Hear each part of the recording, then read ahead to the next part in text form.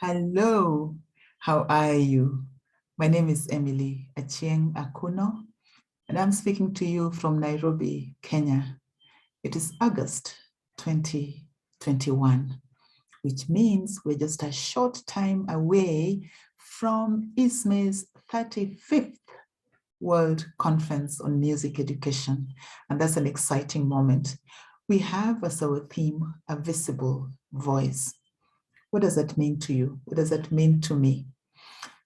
I wonder if at any time of your life, you can remember either not being able to or not being allowed to present your opinion, not being allowed to be yourself, not being allowed or not being able to express yourself. And especially if you had something exciting that you thought somebody should know about or you thought could contribute to the goings on around you. And for some reason, you could not contribute. It's a little disheartening, isn't it? It's a little, it's kind of confining. And I don't think it makes for much personal joy or warmth or development. So we have as our theme for this biennium and for the conference, a visible voice. And in these few weeks to the closure of the submission, I just want to encourage you to think through what your music experiences have been and perhaps find in that something that you could share with the world, because somebody may just benefit from what you have. So as we talk about visible voice, you know, our business at ISME is music education, and you may wonder how the two can come together. A good question. How about thinking about it from the perspective of a concept that for music education to result or to lead to one having a visible voice, or for music education itself to be a visible voice? What if we considered music education as something in which people participated?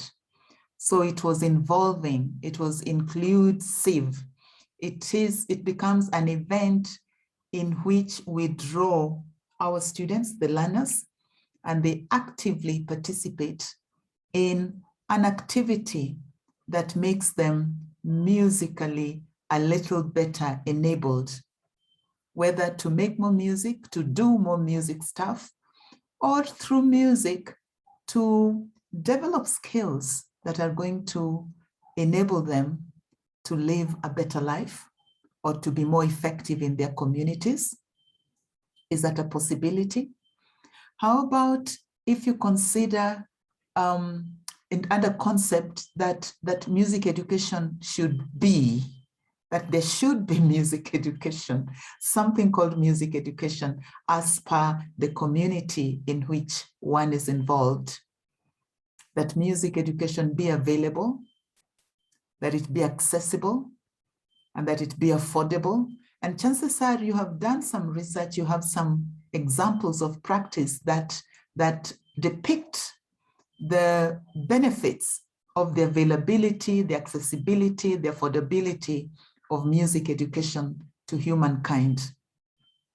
And how about if under concept, really, and I think this is important at the individual level, that my music education practices or my music expression counts or is considered relevant or appropriate or good enough to contribute to what is considered as music education.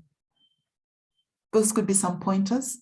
And I really think that if we had a broader, or if we allowed ourselves to acquire a broad concept of what music is, then it will enable us to have a broader concept of music education. And it might just make somebody's music education, somebody's musical voice be visible. But we'd also be thinking about the context of teaching and learning music, the context of the practices that allow for music education to take place, the spaces, physical spaces, the occasions, and also the mental spaces, I think, of my music practice. I believe that these could be declared and accepted as legitimate because they work for me, they work in my environment, and they might just lead to somebody else's activities becoming more visible. And I believe that perhaps what works for me might just be transferable to somebody else, especially if as educators and researchers, we're not just thinking of the practice, what is visible, well, what is visible, but if we can be a little more analytical and get whatever concepts, whatever processes that exist in these music practices and see how these could help us articulate a little better how we can make music education a more visible voice.